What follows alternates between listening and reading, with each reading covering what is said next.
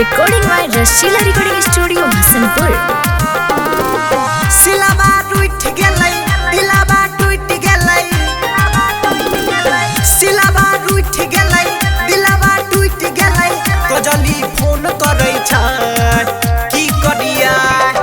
हमरो मन करै छै की करिया छोड़िया फोन करै छै की करिया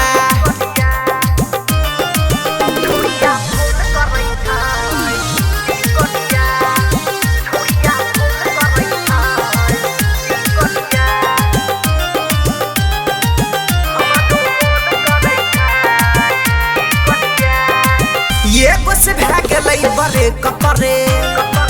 दोसर करल चाहै थे कपड़े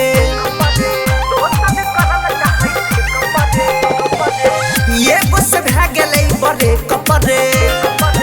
दोसर करल चाहै थे कपड़े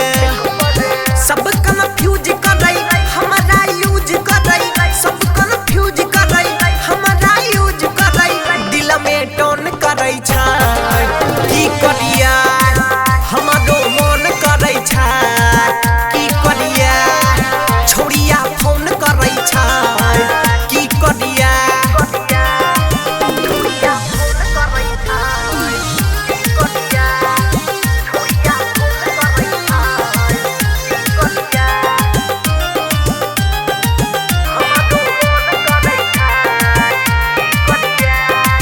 कजली मिले ले बुलाबै छै